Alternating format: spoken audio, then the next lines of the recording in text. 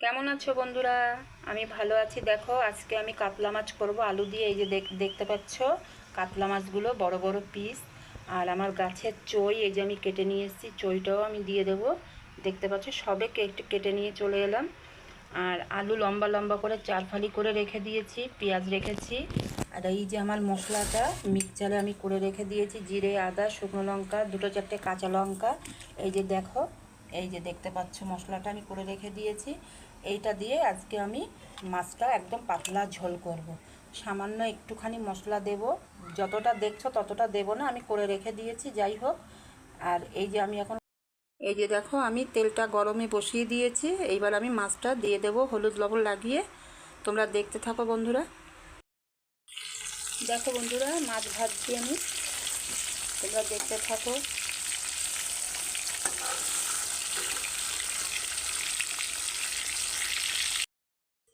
দেখো আমি পেঁয়াজগুলো দিয়ে দিচ্ছি। পেঁয়াজটা একটু বাদামি কালার হবে, আমি আলুগুলো দিয়ে দেবো আর চইটাও দিয়ে দেবো একসাথে।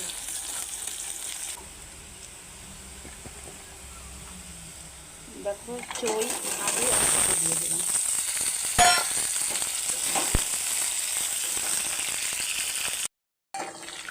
দেখো স্বাদ মতন আমি নুন দিয়ে দিলাম।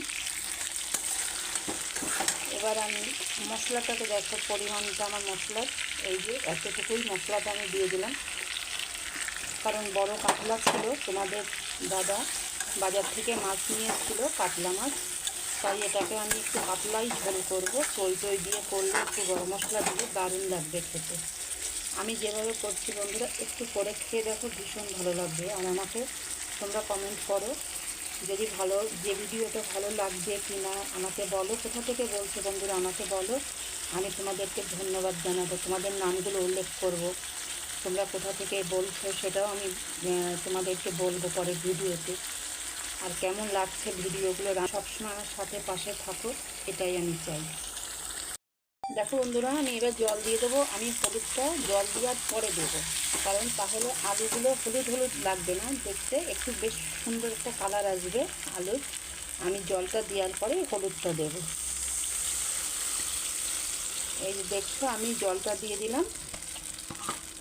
এবার আমি হলুদটা দেবো, তাহলে হলুদটা আলুকে কালারটা করতে পারবে না। এই যে আমি পরিমাণ মতন হলুদটা এবার দিয়ে দিলাম। এই যে দেখতে পাচ্ছ, এবার আমার কালারটা দেখবে, আলুটাও বেশ সুন্দর কালার থাকবে। কারণ আমি যদি কষানোর সময় যদি আলুটা দিয়ে দিই, তাহলে পরে ভীষণ হলুদ হয়ে যায়, আলুটা ভীষণ বাজে লাগে দেখতে। আমি যেভাবে হলুদটা দিলাম ঝোল বসানোর পরে, তুমি সেইভাবে হলুদটা দেবে, দেখতেও ভালো লাগবে, খেতেও বেশি সুন্দর লাগবে।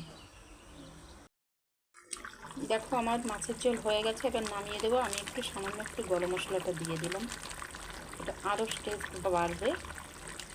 একদম হালকা পাতলা ঝোল। আমি তোমাদেরকে মশলাটাও দেখিয়েছি বন্ধুরা, যে কতটা আমি মশলা দিয়েছি। তোমরা একটু এইভাবে সেম আমি যেভাবে করলাম সেভাবে রান্নাটা করো, ভীষণ ভালো লাগবে। এই যে সে আলু আমি তোমাকে দেখিয়েছি, এই দেখো কালারটা সুন্দর এসে গেছে। এবার আমি নামিয়ে দিই বন্ধুরা, তোমরা দেখতে থাকো। বন্ধুরা আমার মাছের ঝোল পুরো ready.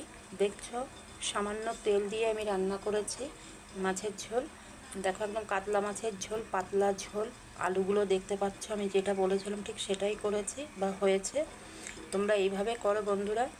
Like, comment, share, subscribe করো বন্ধুরা। আমার সাথে থাকো, পাশে থাকো সবসময়।